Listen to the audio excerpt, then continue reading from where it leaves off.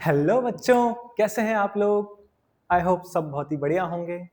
हम पढ़ रहे थे हमारा चैप्टर लाइफ प्रोसेस, जिसमें आज का हमारा टॉपिक होगा एक्सक्रीशन। तो बहुत ही जोश के साथ, फुल एंथुसियाज्म के साथ आज हमारा चैप्टर शुरू करते हैं। चैप्टर का एक पार्ट एक्सक्रीशन, इसके अंदर डिफरेंट डिफरेंट चैप्टर्स थे जो हम पढ़ चुके हैं। उसके बाद आता है अपना एक्सक्रीशन की ये एक्सक्रीशन होता क्या है। तो घुस जाते हैं इसके नाम में, इसके नाम का मतलब समझते हैं और पूरे चैप्टर को डिटेल में आज कंप्लीट करते हैं। तो एक्सक्रीशन आखिरकार होता क्या है? तो कभी कभी भी जब भी कोई चैप्टर स्टार्ट करते हैं तो पहले उसका नाम समझते हैं। What is excretion? एक्सक्रीशन का सिंपल मतलब क्या है? Removal of waste from the body.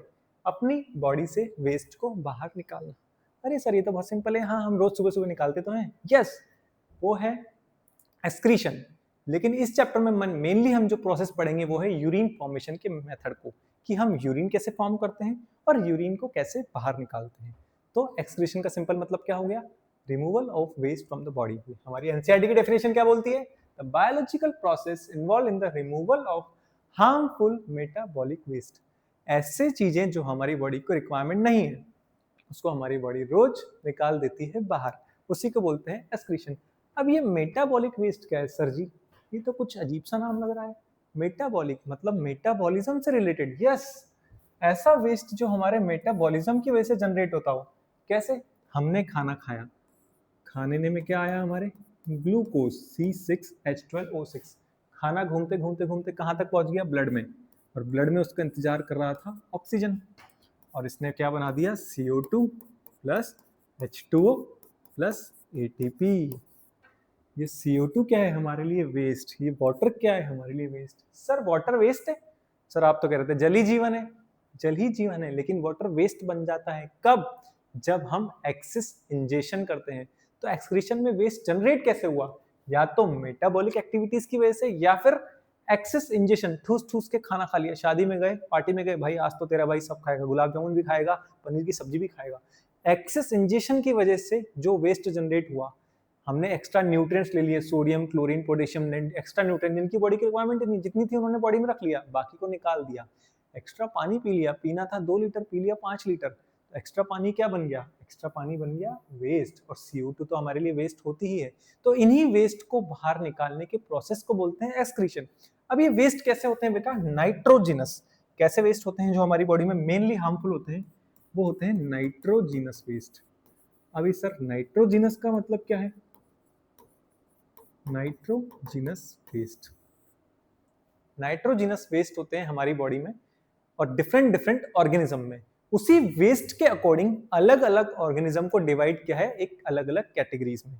जो ऑर्गेनिज्म जैसा वेस्ट निकालेगा उसको उस कैटेगरी में रख दिया है। तो on the basis of their excretory matter, animals को, ऑर्गेनिजम्स को 3 कैटेगरी में रखा गया है बेटा।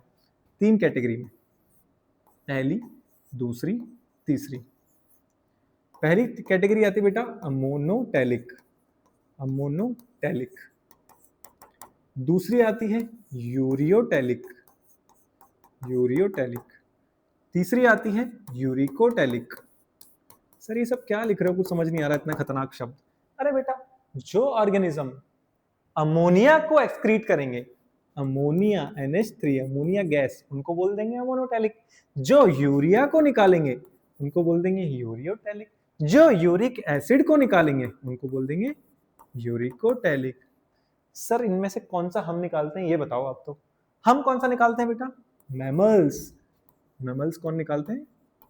मैमल्स निकालते हैं यूरिया। क्या हमारे अंदर अमोनिया नहीं बनता? क्या हमारे अंदर यूरिक एसिड नहीं बनता? यूरिक एसिड भी बनता है, अमोनिया भी बनता है। लेकिन हमारा एक्सक्रीटरी प्रोडक्ट क्या है? यूरिया। ये कन्वर्ट हो जाता है यूरिया अमोनिया में, और यूरिक एसिड भी कन्वर्ट हो जाता है। तो मेनली हमारा वेस्ट कौन सा जनरेट होता है? यूरिया। अमोनिया किस में देखने को मिलता है बेटा? फिशेस में। किस में देखने को मिलता है? फिशेस। फिशेस क्या एक्सक्रीट करती है? जो भी पानी में रहने वाले ऑर्गेनिज्म है वो अमोनिया एक्सक्रीट करते हैं। और यूरिक एसिड किस में देखने को मिलता है? बर्ड्स में, रेप्टाइल्स में। अब ये डिफरेंशिएशन हुआ कैसे? इन्होंने कैसे डिसाइड किया कि हमको अमोनिया, हमको यूरिया, हमको यूरिक एसिड? बेटा जो अमोनिया है ना, इसको एक्सक्रीट होने के लिए पानी की बहुत ज्यादा रिक्वायरमेंट है। तो ये जैसे ही रहता है पानी को कैप्चर कर लेता है। तो अब ऐसे ऑर्गेनिज्म जिनके पास पानी होगा वही इसको निकाल पाएंगे। तो पानी किसके पास होता है? पानी। पानी। मछली रहती कहाँ है? जल की रानी, पानी में। ऐसे ऑर्गेनिज्म जिनको ज्यादा पानी है लेकिन ज्यादा भी नहीं है कम भी नहीं है, मतलब पानी बहुत ही लिमिटेड है हमारे पास, तो हम क्या निकालेंगे यूरिया, क्योंकि यूरिया की जो वाटर रिक्वायरमेंट है वो ज्यादा नहीं है, ज्यादा पानी का यूज नहीं करता है। वहीं यूरिक एसिड ऐसे ऑर्गेनिज्म जिनके पास पानी की एकदम ही कमी है, भाई अपने पास तो पानी ही नहीं है, बर्ड्स हवा में उड़ती हैं, रेप्टाइल्स, बर्ड्स के पास तो बिल्कुल भी पानी नहीं होता, उनको तो पानी की बहुत ही कंजर्वेशन करने की जरूरत है वाटर की, तो वो क्या निकालते हैं यूरिक एसिड, जिसमें पानी की बहुत कम जरूरत पड़ती है, इसलिए उनका यूरिन कैसा होता है, हार्ड पैलेट की फॉर्म में निकलता है, एक्सक्रीटरी वेस्ट। तो इस बेसिस पे अपन ने 3 कैटेगरी में डिवाइड कर दिया हमारे ऑर्गेनिजम्स को। हम एनसीईआरटी तो पढ़ेंगे ही, एनसीईआरटी के बियॉन्ड भी बातें करेंगे, जैसे कि ये सब एनसीईआरटी में नहीं दिया है, हम हमारे फाउंडेशन की तैयारी कर रहे हैं नीट की, तो उसी हिसाब से इसको पढ़ रहे हैं। अमोनोटेलिक, यूरियोटेलिक, यूरिकोटेलिक, ये था हमारा एक्सक्रीटरी वेस्ट, ये भी हमारा वेस्ट था, ये भी हमारा वेस्ट था, जिनको हम निकालते। अब निकालते कैसे हैं, उसके लिए क्या है, उसके लिए हमारा पढ़ेंगे हम ह्यूमन एक्सक्रीटरी सिस्टम। क्या पढ़ेंगे हम, ह्यूमन एक्सक्रीटरी सिस्टम। मेनली हमको हमारी बातें करनी है भाई, दूसरे ऑर्गेनिज्म क्या करते हैं, कैसे करते हैं, ज्यादा दिमाग नहीं चलाना है। दूसरे ऑर्गेनिज्म के लिए एनसीईआरटी ने एक बात कही है कि जो सिंपल ऑर्गेनिजम्स होते हैं, सिंपल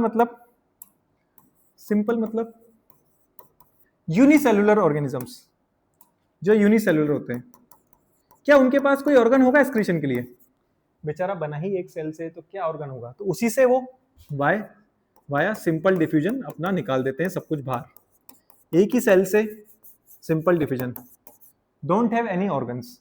वहीं जो मल्टी सेलुलर है, अपने जैसे ताकतवर इंसान मल्टी सेलुलर, इनके पास होगा एक अलग ऑर्गन, इनके पास क्या होगा, एक अलग ऑर्गन। और वो ऑर्गन क्या है, ऑर्गन क्या है, उसको ही हम ह्यूमन एक्सक्रीटरी सिस्टम में पढ़ेंगे कि ह्यूमन का जो एक्सक्रीटरी सिस्टम है आखिरकार वो बना कैसे, तो समझते हैं। ये था हमारा एक ऑर्गेनिज्म। ये ऑर्गेनिज्म कैसे बनता था, जब अलग अलग ऑर्गन सिस्टम मिलते थे। क्या मिलते थे, ऑर्गन सिस्टम। और हम अभी कौन सा पढ़ रहे हैं, एक्सक्रीटरी सिस्टम। एक्सक्रीटरी सिस्टम, ये बोर्ड को क्या हो रहा है बेटा, हम पढ़ रहे हैं अभी एक्सक्रीटरी। इसके लिए एक्सक्रीटरी सिस्टम के अंदर अलग अलग ऑर्गन्स होंगे, वो कौन से ऑर्गन है वो हमको देखने हैं। उस ऑर्गन के अंदर डिफरेंट टिश्यूज होंगे और सेल्स होंगी, तो इस तरीके से हमारा एक सिस्टम बना होगा। अब इस सिस्टम के अंदर क्या क्या है उसी को हम समझते हैं, चलो। तो ह्यूमन एक्सक्रीटरी सिस्टम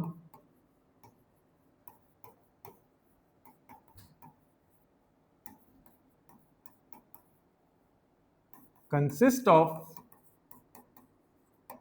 क्या होता है उसके अंदर, क्या क्या ऑर्गन्स प्रेजेंट होते हैं। पहला, अ पेयर ऑफ किडनीज, एक पेयर किडनी होती है, मतलब नंबर 2, 2 होती है नंबर में। अ पेयर ऑफ यूरिटर्स, एक पेयर में यूरिटर होते हैं। और अ यूरिनरी ब्लैडर, अ मतलब सिर्फ एक, अ यूरिनरी ब्लैडर। और फोर्थ अ यूरिथ्रा। ये सब ऑर्गन्स मिलके हमारा एक्सक्रीटरी सिस्टम बनाते हैं। एक पेयर किडनी, एक पेयर यूरिटर, एक यूरिनरी ब्लैडर एंड एक यूरिथ्रा। सर ये सब क्या लिख दिया, कुछ समझ नहीं आ रहा, चलो इनको बनाते हैं, सबको समझ आएगा। चलो इनको बनाते हैं हमारे स्ट्रक्चर को। तो हम बनाते हैं हमारी प्यारी सी किडनी। अच्छी नहीं बनी, दोबारा बनाएंगे। देखो प्यारी प्यारी दो किडनी बन गई। किडनी से क्या निकल रहा है, किडनी से क्या निकल रहा है, यूरिटर। क्या निकल रहा है ये, यूरिटर। यूरिटर कहां पर आके खुलता है, यूरिटर कहां आके ओपन होता है, यूरिनरी ब्लैडर, यूरिनरी ब्लैडर। और यूरिनरी ब्लैडर के जो लास्ट पार्ट है वो कहां ओपन होता है, यूरिथ्रा। ये क्या है बेटा, यूरिथ्रा। तो डिजाइन अपनी बन गया, इसको कंप्लीट करते हैं डायग्राम को। हार्ट से आता है एओर्टा, एओर्टा में आता है अपना ऑक्सीजनेटेड ब्लड, हार्ट में आता है अपना, हार्ट से आता है अपना ऑक्सीजन ब्लड, कौन लेके आता है, एओर्टा। ये एओर्टा आ रहा है, फिर किडनी के पास आके वो डिवाइड हो जाता है आर्टरीज में। अगर किडनी के पास आके डिवाइड हो रहा है तो किडनी के लिए वर्ड यूज होता है रीनल, तो ये क्या है, रीनल आर्टरी, रीनल आर्टरी। ये ब्लड को लेके आ रहा है, जो कि जिसको फिल्टर करना है, जिस ब्लड को फिल्टर करना है। और यहां से निकलेगी अपनी रीनल वेन, रीनल वेन। जो फिल्टर हुए ब्लड को लेके जाएगी। आ रहा है ऑक्सीजनेटेड ब्लड लेकिन इम्प्योर ब्लड, जिसके अंदर गंदगी है जिसको साफ करना है। फिर साफ होने के बाद वो जाएगा वाया वेन, वाया वेन। अब इनका नामकरण करते हैं कि आखिरकार हमने ये सब बना क्या दिया है, हमने ये सब क्या बना दिया है। ये है हमारी किडनीज, ये है हमारा यूरिटर, ये है हमारा यूरिनरी ब्लैडर, ये है हमारा यूरिथ्रा, ये है हमारा एओर्टा, ये है हमारा वेना केवा, और ये है हमारी रीनल आर्टरी, ये है हमारी रीनल वेन। चलो इनको लिखते हैं। पहले किडनी में थोड़ा सा रंग भर दिया जाते हैं। ओ पूरा पूरा ही रंग रंगा हो गया भैया ये तो। यहां से थोड़ा सा पार्ट इसका कट रहा है। ये हमारी रंग बिरंगी किडनीज हो गई। ठीक है, चलो अब इनको नाम देते हैं। ये क्या थी हमारी, थोड़ा एन मोटा,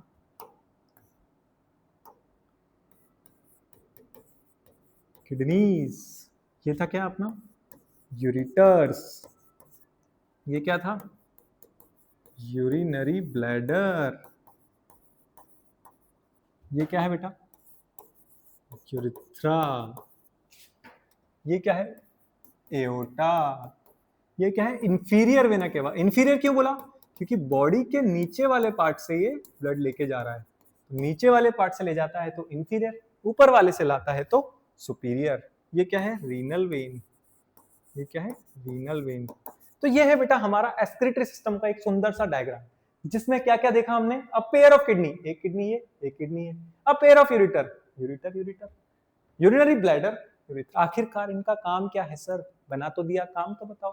किडनीज के अंदर आ रहा है ब्लड फिल्टर होने, कौन लेके आ रहा है, एओर्टा, और आके डिवाइड हो जा रहा है रीनल आर्टरी में, right renal artery, left renal artery.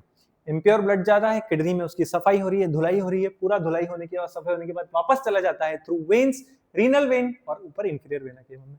अब जो ब्लड फिल्टर हो गया, उसकी गंदगी किसमें आ गई, यूरिन में। क्या बन गया, यूरिन। अब वो यूरिन वाया यूरिटर ट्रेवल होते हुए कहाँ आएगा, यूरिनरी ब्लैडर। किसके थ्रू आएगा, यूरिटर। यूरिन यूरिटर में होते हुए आएगा यूरिनरी ब्लैडर में, जहां पर इकट्ठा हो जाएगा। और जैसे ही इकट्ठा होगा हमको लगेगी सूसू, और हम बोलेंगे मैम मैं आई गो टू टॉयलेट, और हम टॉयलेट जाएंगे वाया यूरिथ्रा, टॉयलेट को बॉडी से बाहर निकाल देंगे। तो इस तरीके से हमारा एक्सक्रीटरी सिस्टम काम करता है। सर बार बार बोल रहे हो किडनी में ब्लड साफ होगा, ब्लड साफ होगा, ब्लड साफ करेगा कौन, किडनी में ब्लड साफ करेगा कौन, उसी को हम पढ़ेंगे। किडनी की स्ट्रक्चरल एंड फंक्शनल यूनिट क्या होती है बेटा, नेफ्रॉन। किडनी में क्या होता है, नेफ्रॉन, जो ब्लड को साफ करता है। हमारे सिलेबस में किडनी का डिटेल स्ट्रक्चर नहीं है, जो आप हायर क्लास में पढ़ोगे, लेकिन किडनी की 2000 तारीफ है जो मैं आपको बता देता हूँ कि किडनी के लिए हम क्या क्या बात कर सकते हैं। किडनी कैसी होती है, बीन शेप। बीन शेप मतलब राजमा की जैसी। किडनी का कलर कैसा होता है, रेडिश ब्राउन। मैंने आपको रेड कलर बना के दिखाया, रेडिश ब्राउन होता है। किडनी का वेट कितना होता है, 120 से 170 ग्राम। और कहां प्रेजेंट होती है, वेंट्रल साइड या dorsal side, dorsal side of the body, dorsal side of the body. क्या पोजीशन है किडनी की, कहां प्रेजेंट है, आगे या पीछे। हमारी किडनीज होती है बेटा इस जगह पर, पीछे, either side of the vertebral column. Vertebral column के दोनों साइड, एक किडनी इधर, एक किडनी इधर। ये है हमारी किडनी की खास बात। आप बोलोगे सर आपने डायग्राम ऊपर नीचे बनाया, ऊपर नीचे नहीं बनाया बेटा, ये किडनी की जो पोजीशन है ना, ये ऐसी ही होती है। एक किडनी नीचे होती है, एक किडनी ऊपर होती है, क्योंकि यहाँ पर एक ऑर्गन होता है लिवर, जो उसको नीचे बोलता है धक्का मार के कि चल नीचे खिसक जा। तो एक किडनी ऊपर, एक किडनी नीचे। लिवर की वजह से राइट किडनी थोड़ी सी नीचे हो जाती है, और लेफ्ट थोड़ी सी, ज्यादा माइनर फर्क होता है, थोड़ा सा फर्क होता है। तो ये था हमारा ह्यूमन एक्सक्रीटरी सिस्टम। अब फिल्टर होता कैसे है ब्लड, उसको हम पढ़ेंगे नेफ्रॉन के अंदर, कि आखिरकार ये नेफ्रॉन क्या है। नेफ्रॉन क्या है, the structural and functional unit of kidney. ये लाइन में लिखूंगा नहीं, सबको बचपन से पता है। एक किडनी में कितने नेफ्रॉन होते हैं, एक किडनी में लगभग 1 मिलियन नेफ्रॉन होते हैं। दोनों किडनी में कितने हो गए, 2 मिलियन। 1 मिलियन मतलब 10 लाख, दोनों मिला के 20 लाख। इतने सारे नेफ्रॉन्स हमारी किडनी के अंदर है। तो सोचो कितना छोटा सा होगा, इतना छोटा सा स्ट्रक्चर है, जिसको हम अभी इतना बड़ा बना के दिखाएंगे। और आपके एनसीईआरटी में जो डायग्राम दे रखा है वो तो माशाल्लाह है, उसको देख के तो बच्चे डर जाते हैं। तो उसी डायग्राम को आज सिंप्लीफाई करके हम बनाएंगे, ताकि आपको आज पहली बार नेफ्रॉन समझ में आए कि आखिरकार ये नेफ्रॉन है क्या। तो स्ट्रक्चर समझेंगे, फिर उसकी फंक्शनिंग को समझेंगे। पहले बनाते हैं स्ट्रक्चर। तो नेफ्रॉन दो पार्ट से मिलकर बना होता है, एक कप वाला पार्ट और एक ट्यूबुलर पार्ट। आगे आता है उसका कप और पीछे आता है ट्यूब्यूल। तो पहले बनाएंगे कप वाला पार्ट। यह है उसका कप वाला पार्ट और यहां से शुरू हो जाता है उसका ट्यूब्यूलर पार्ट।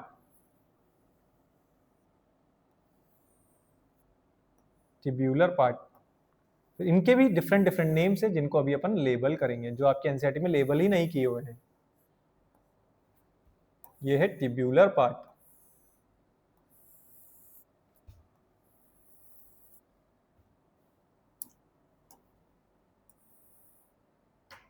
और ये इस ट्यूब्यूलर पार्ट के क्या क्या नाम्स हैं उनको डिस्कस अभी करते हैं। ये था कप शेप पार्ट, फिर यहां से ट्यूब्यूलर पार्ट आ गया। इस कप शेप पार्ट के अंदर क्या आता है बेटा, अपना आर्टरीज आती हैं। आर्टरीज आती हैं, ये आई आर्टरीज।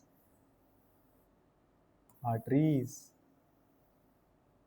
और यहां पर कन्वर्ट हो जाती हैं एक कैपिलरीज के गुच्छे में। आर्टरीज यहाँ पर पतली पतली कैपिलरीज में डिवाइड हो जाती हैं और एक कैपिलरीज का गुच्छा बना लेती हैं। कैपिलरीज का गुच्छा जिसको बोलते हैं glomerulus. A tuft of capillaries is called as glomerulus. फिर ये वाला पार्ट, इसको बोलते हैं पीसीटी, इसको बोलते हैं लूप ऑफ हेनले, इसको बोलते हैं डीसीटी, इसको बोलते हैं कलेक्टिंग डक्ट। लेबल करने से पहले डायग्राम कंप्लीट करते हैं। और ये जो निकलने वाली आर्टरी है ये आगे जाके कंटिन्यू होती है और कॉइल होती है around the PCT and DCT and around loop of Henley. ये कॉइलिंग हो जाती है इसकी around PCT, DCT and loop of Henley. तब इसका नाम बदल जाता है। सर कितने नाम बदलोगे सर, इतने नाम कैसे याद होंगे? अरे बेटा सब याद होंगे, अभी सारे के सारे नाम आपको यहीं याद होंगे। अब चलो इसको नाम देते हैं। ये cup shape part, cup shape part, इसको क्या बोला? इसको बोला Boman Irani. Boman Irani, Boman Irani sir Bowman's capsule, yes. इसको बोला ग्लोमेरुलस। इस वाले पार्ट को बोला पीसीटी, इस वाले पार्ट को बोला डीसीटी, इस वाले पार्ट को बोला कलेक्टिंग डक्ट, इस वाले पार्ट को बोला लूप ऑफ हेनले, इसको बोला वासा रेक्टा, इसको बोला पेरिट्यूबुलर कैपिलरीज। सर क्या क्या बोल दिया सर, एक एक करके बोलो। चलो एक एक करके बोलते हैं, एक एक करके बोलते हैं।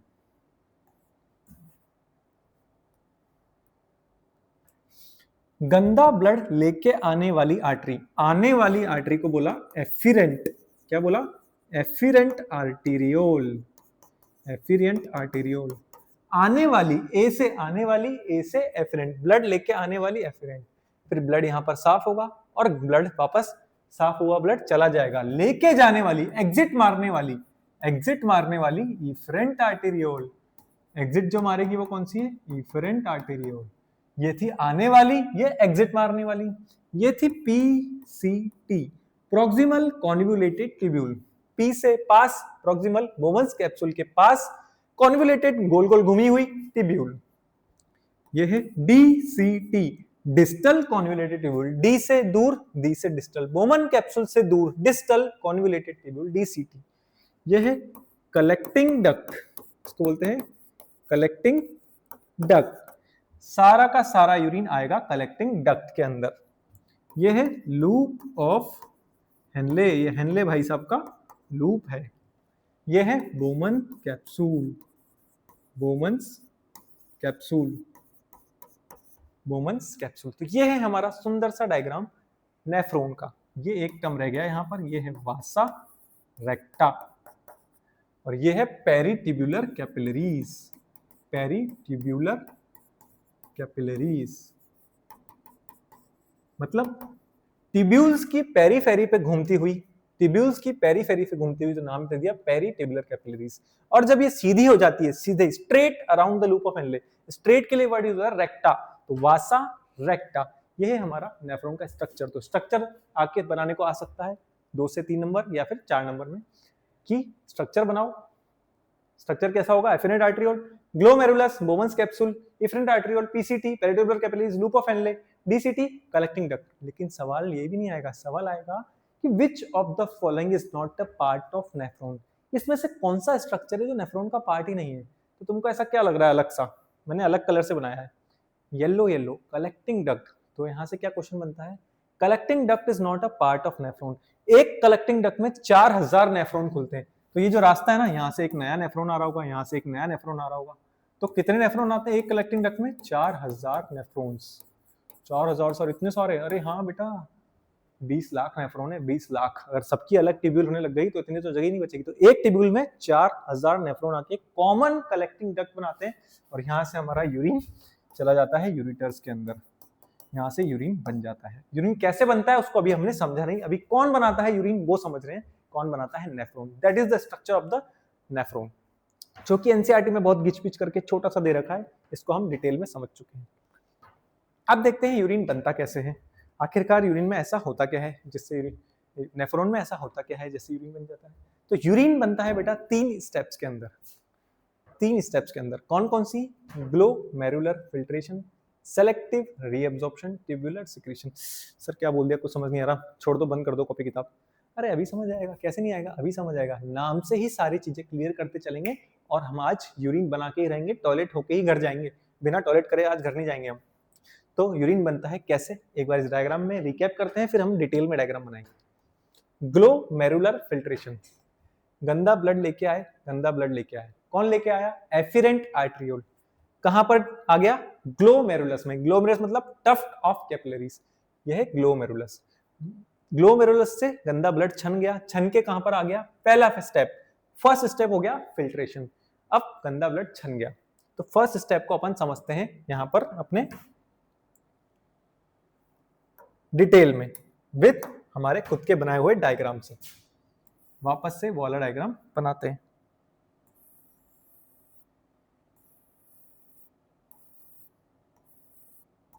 इस बार उतना सुंदर नहीं बनाएंगे, लेकिन बनाएंगे अच्छे से।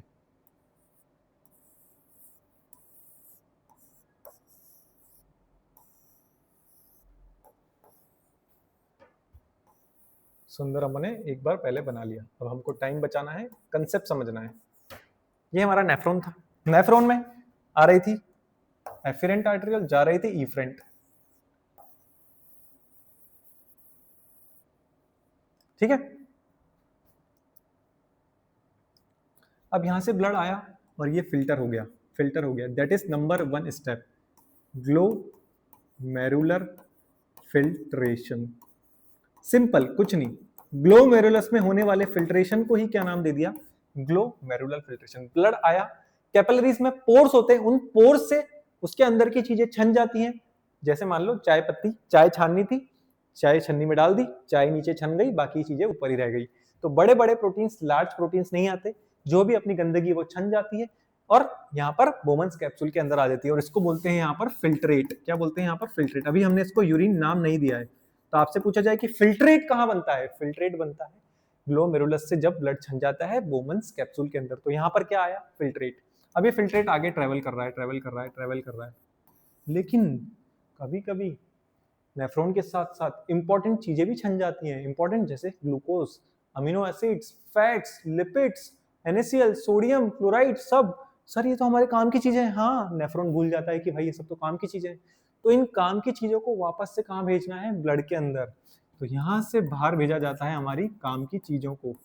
यहाँ से वापस glucose, amino acids, fatty acids, NaCl, water. Water भी तो हमारे लिए काम की चीज है। तो यहां से कौन सी जगह से? PCT से क्या होता है? Maximum reabsorption. क्या होता है? Maximum reabsorption.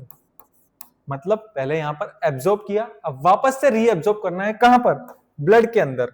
ये पेरिट्यूबुलर कैपिलरीज घूम रही थी बाहर, इसके अंदर इनको डाल दिया जाता है, ताकि इंपॉर्टेंट चीजें अपनी यूरिन के साथ बाहर ना जाए और हम उसको वापस हमारी बॉडी में ले लें। पहला हुआ फिल्ट्रेशन। फिल्ट्रेशन के साथ साथ कुछ काम की चीजें भी चली गई, ग्लूकोज भी चला गया, अमीनो एसिड भी, फैटी एसिड भी, NaCl, वाटर, सब चला गया। अब वापस से इनको काम की चीजों को वापस लेना है, सिर्फ गंदी चीजों को ही निकालना है। गंदी चीज क्या थी? यूरिया। हमको मेनली यूरिया को बाहर निकालना है, तो हमने रीएब्जॉर्प्शन करा लिया। अब फिल्ट्रेट आगे बढ़ता गया, बढ़ता गया, हर जगह रीएब्जॉर्प्शन होता है। यहाँ से भी वाटर का रीएब्जॉर्प्शन हो गया, यहाँ से वाटर का रीएब्जॉर्प्शन हो गया, यहाँ से NaCl अपने नमक का रीएब्जॉर्प्शन हो गया, नमक का रीएब्जॉर्प्शन हो गया, यहाँ से भी कुछ चीजों का रीएब्जॉर्प्शन हो जाता है कंडीशनल। DCT में होता है कंडीशनल रीएब्जॉर्प्शन कि भाई अब ज्यादा पानी की रिक्वायरमेंट है तो चलो DCT से भी निकालो, तो DCT से भी पानी निकल जाता है। ज्यादा नमक की रिक्वायरमेंट है तो DCT से भी निकालो। यहाँ से तो निकलता ही है, यहाँ से तो निकलता ही, DCT से जरूरत पड़ने पर निकलता है कि हमको अब बहुत पानी चाहिए भाई, तो डीसीटी से भी निकालो। फिर ये फिल्ट्रेट कहाँ जाता है, कलेक्टिंग डक्ट में। और इस दौरान अपनी थर्ड स्टेप आती है, that is tubular secretion. Tubular secretion क्या होती है अपनी थर्ड स्टेप? जब ये फिल्ट्रेट आगे मूव कर रहा होता है तो ऐसी चीजें जो ब्लड से फिल्टर आउट नहीं हो पाई, अभी भी ब्लड में है, वो सिक्रीट कर दी जाती है नेफ्रॉन में। नेफ्रॉन में सिक्रीट मतलब यहां से नेफ्रॉन में डाली जाती है। जैसे कि यूरिया, कुछ बचा कुचा यूरिया रहेगा उसको अपन सिक्रीट कर देंगे। पोटेशियम, कुछ आयंस, अमोनिया, H+, ये सब चीजों को सिक्रीट किया जाता है ब्लड से नेफ्रॉन के अंदर। पहला था फिल्ट्रेशन, दूसरा काम की चीजों को रीअब्सॉर्ब करना, ऐसी चीजें जो अभी भी ब्लड में उनको वापस से सिक्रीट करना नेफ्रॉन। तो 3 स्टेप क्या हुई, फिल्ट्रेट बना लिया, फिर काम की चीजों को रीअब्सॉर्ब कर लिया, और ऐसी चीजें जो ब्लड में रह गई थी उनको सिक्रीट कर दिया, जैसे कि पोटेशियम, अमोनिया, यूरिया, इन चीजों को वापस सिक्रीट कर दिया। और फाइनली हमारा यूरिन कहां पर आ गया, कलेक्टिंग डक्ट में तैयार है, और हम जाने को तैयार हैं toilet. Ma'am may I go to toilet, urine बन चुका है हमारा। तो यूरिन कैसे बना, पहले ग्लोमेरुलस में फिल्ट्रेशन हुआ, फिर काम की चीजों का रीअब्सॉर्प्शन हुआ, फिर ट्यूबुलर सिक्रीशन हुआ और यूरिन बन गया। बल्ले बल्ले बधाई हो, यूरिन बन चुका है। That is the method of process of urine formation in very very detail. समझ में आया? अब यूरिन बन गया है, उसको बाहर निकालना है। बाहर कैसे निकालें सर, कैसे निकालते हैं बाहर? यूरिन के बाहर निकालने के प्रोसेस को, the process of removal of urine from the body is called as micturition. Micturition मतलब the process of removal of urine from body is called as micturition.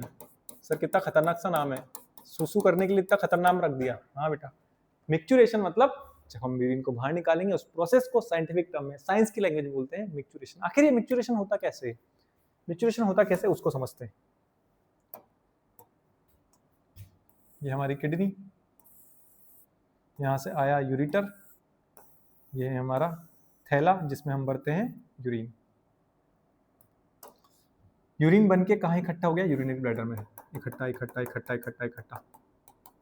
अब ये इकट्ठा होने पे क्या लगाएगा, प्रेशर लगाएगा, मतलब अंदर प्रेशर फील होगा। उस प्रेशर को फील करता है हमारा यूरिनरी ब्लैडर, और वहां पर कुछ रिसेप्टर्स प्रेजेंट होते हैं, रिसेप्टर्स प्रेजेंट होते हैं। इस प्रेशर को फील करते हैं ये रिसेप्टर। ये रिसेप्टर जैसे ही स्ट्रेच सिग्नल, जैसे ही स्ट्रेचिंग हुई, इस स्ट्रेचिंग को फील करते हैं, ये कहाँ सिग्नल पहुंचा देते हैं, हमारे ब्रेन में। इस ब्रेन से सिग्नल आता है कि भाई यूरिन करना है। तो यहाँ पर दो अपने स्फिंक्टर्स पाए जाते हैं, 2 स्फिंक्टर पाए जाते हैं। अंदर वाला होता है बेटा इनवॉल्यूंटरी। अंदर वाला कैसा होता है, इनवॉल्यूंटरी मतलब हमारे कंट्रोल में नहीं होता है।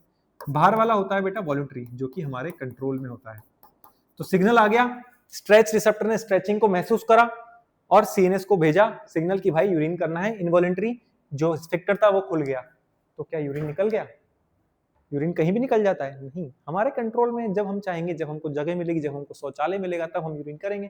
तो नीचे वाला जो स्फिंक्टर है बेटा वो वॉलंटरी होता है हमारे कंट्रोल।